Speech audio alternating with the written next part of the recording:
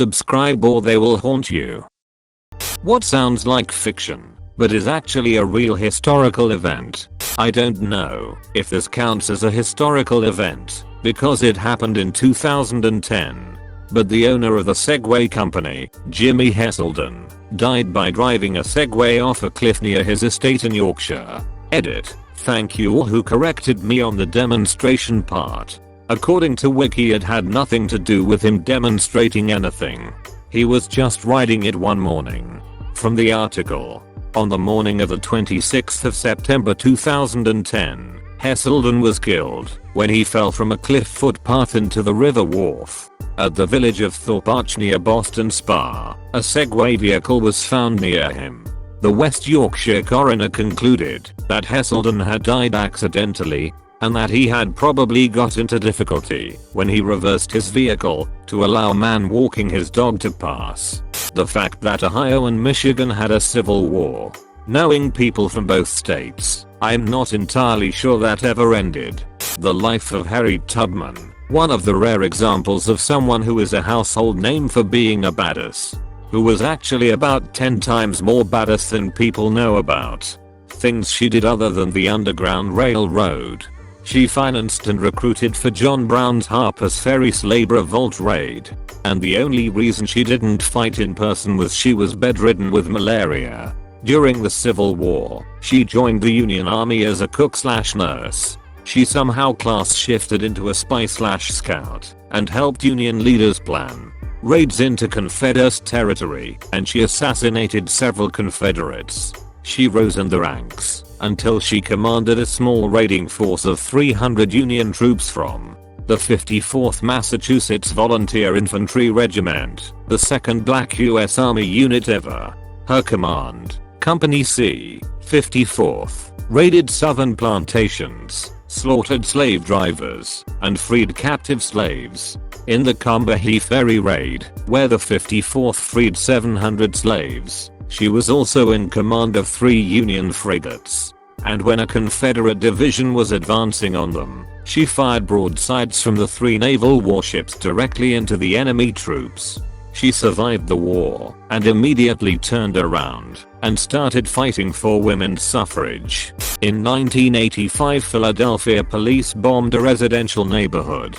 The resulting explosion destroyed 2 city blocks, killing 5 children and 6 adults. I watched that fire from my house just outside of West Philly. I'm shocked at how many people have no knowledge of the 5th largest city dropping a bomb on itself that resulted in the deaths of 11 citizens and the destruction of 61 houses. Robert Smalls. Thank you, Wiki. Born into slavery in Beaufort, South Carolina, he freed himself, his crew, and their families during the American Civil War by commandeering a Confederate transport ship, CSS Planter, in Charleston Harbor on May 13, 1862, and sailing it from Confederate-controlled waters of the harbor to the US blockade that surrounded it. He then piloted the ship to the Union-controlled enclave in Beaufort Port Royal Hilton Head area, where it became a Union warship. His example and persuasion helped convince President Abraham Lincoln to accept African American soldiers into the Union Army. The surgery with a 300% mortality rate. It's a pretty great story. Just imagine what it was like to receive medical treatment if you were born just 2 centuries earlier. Leo Major, a French-Canadian soldier who, among many other feats including capturing a German communications truck, losing an eye to a phosphorus grenade in the process, and capturing 100 German soldiers while on a recon mission during the Battle of Scheldt. He single-handedly liberated the town of Douai, thereby saving it and its population from being shelled in an assault in the morning. During this liberation he captured 90 more Germans, burned down the Gestapo HQ, and generally rampaged around shooting and throwing grenades, so that the Germans thought they were being attacked in earnest. Dude was basically a Call of Duty protagonist. When you read the real John Brown story, from Kansas to Harper's Ferry, it just doesn't seem real. Fundraising, Canada, clandestine fundraising, religion, asking everyone to join, betrayal by friends, martyrdom, etc. John Wilkes Booth was at his execution, and part of the army forces sent to capture him were Robert E. Lee and Jeb Stuart. The Carrington event. In 1859 the earth was hit by a geomagnetic storm from the sun. It caused auroras as far south as Rome. Telegraph wires caught fire, and in general it was chaos. If this happened today it would likely cause massive blackouts for weeks or even months, and cause trillions in damage. Bulgarian swineherd. King Ivalo the swineherd became a king and won a battle against the trained army of the current king of that time. Probably that time the US government hooked listening equipment to a cat so it could spy on Russians, only to realize that cats don't follow commands, and then it got hit by a car. Harold Holt, the PM of Australia, went for a swim in the ocean in 1967 and was never seen again. The Emu War of 1932. Australia's emu population was getting out of hand. Australia decided to take military action. Australia lost. The Christmas truce of 1914 and WW1. In 1993 a man taught geese to follow his ultralight aircraft glider. They didn't know how to migrate, so he flew all the way to an area where geese generally migrate to with his geese following. Terror. Probably the only Wikipedia article I've ever read where they just give up on their dry scientific explanations and basically say, look, here's what the historical records say. I just, here, okay, ate live cats, snakes, eels, puppies and was suspected of eating a toddler. Oh. Mad Jack Churchill, the man with the only confirmed longbow kill in WWII. Guy and his squad did a death march towards the Germans while playing bagpipes, got captured and sent to a concentration camp. He then escaped, got caught again, and then escaped a different concentration camp. Also he always carried a Scottish longsword with him. There's so much other weird shit he did after the war, and it's amazing to me that has entirely real. Not exactly historical, but a poodle named Catchy in Caballito, Buenos Aires, fell from 13 floors and fatally hit 75-year-old Marta Espina, killing both instantly. In the course of the events, 46-year-old Edith Sala, who came to see the incident, was fatally hit by a bus. An unidentified man, who witnessed Edith's death, had an heart attack and also died on his way to the hospital. Did this woman have fortune-telling powers and just use it to witness hilarious deaths? Spartan weddings. Basically, young Spartans would train 4 years in camps, surrounded only by men. So, when the time came for marriage, the women would shave their heads and dress in men's clothing. Since the idea of having sex with anyone other than a man weirded out the grooms. I don't know, man, sounds a little gay to me. The Roman Emperor Caligula once declared war against Neptune, god of the ocean. He led his soldiers to a beach and instructed them to stab the water. Would have won too, had he recruited the Sand Guardian. The Dancing Plague of 1518. People left their friends behind. It was terrible. The Biafran Genocide, aka the Nigerian Civil War. It happened only about 50 years ago, and over 3 million civilians died. My dad fought in the war as a child soldier on the Biafran side. You've probably never heard of it, despite its scale and recency, because it's been almost entirely swept under the rug. They don't even teach it in history classic. Edit. Thanks for your concern, my father. He lost a substantial number of his childhood friends to the war. He was also airbombed while in class, and was among the few survivors. But he is pretty well adjusted as far as I can tell.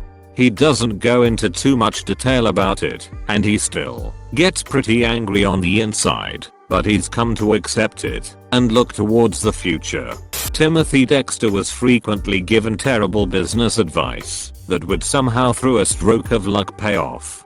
He sold coal to Newcastle and made a profit. He became insanely wealthy, dressed in a strange manner, and acted weird in the company of the incredibly wealthy elite he had accidentally stumbled into. He spent a lot of time basically gaslighting his own wife for his own amusement. For quite some time he acted as if she had died and was a ghost, even introducing her to other people as his wife's ghost. He at one point even faked his own death so he could see how people would react at his funeral. He also wrote a book that was a long-winded rant about everything that upset him. The book included no punctuation. He made a second edition with several pages of punctuation attached to the end that the reader could distribute as they saw fit. Basically a real-life shitpost. The East German balloon escape. In 1979, two families escaped East Germany to West Germany by a homemade hot air balloon. *EDITED for redundancy. During WW1 the German Navy built a ship and painted it to make it look like a British ship called the RMS Carmania in order to infiltrate and destroy British convoys. On the ship's first outing, the first enemy it encountered was the real RMS Carmania, which promptly sunk it. The Great Molasses Flood of 1919, a tank filled with 2 gallons of molasses, burst and sent a tidal wave of molasses through the streets of Boston. 21 people were killed. Imagine standing in the streets as a tidal wave of molasses approaches and just thinking to yourself, well, I guess this is how it ends. Death by molasses. In 1980 Lake Pigner in Louisiana drained like a bathtub with the plug removed. Oil drillers on a rig in the lake had hit a mine shaft below. The rig, barges, a tugboat and part of a nearby island got sucked into the largest man-made whirlpool ever. Louis XIX was king of France for 20 minutes. The shortest war ever recorded was around 40 minutes long. During the Salem witch trials, dogs were also accused of witchcraft. 2 dogs were executed because of it.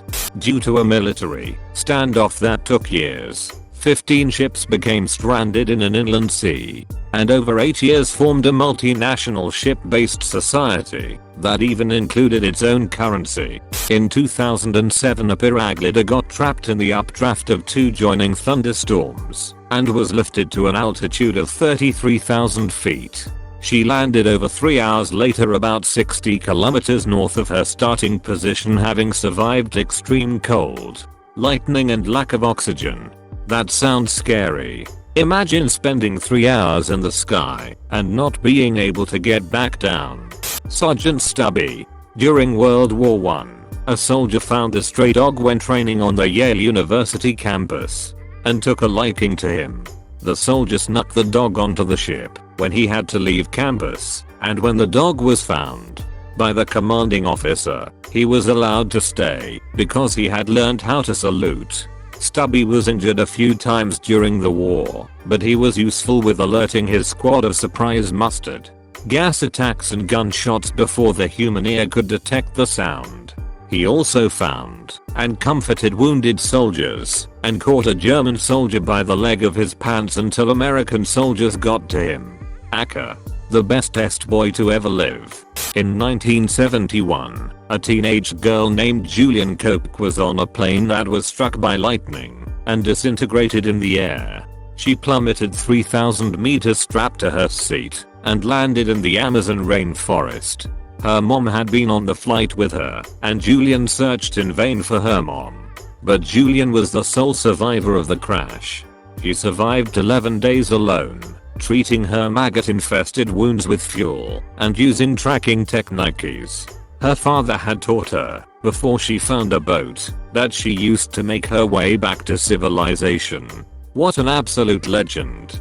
Jean de Clisson, 1300 to 1359, was married to a French nobleman who was beheaded for treason by the French king. Enraged, she sold their estate and purchased 3 black warships with red sails and became a pirate queen of the English Channel, who targeted French ships. She became known as the Lioness of Brittany, and in her 13 years of piracy she would slaughter every member of a ship's crew except for one, so that last survivor could go back and tell the French king what had happened.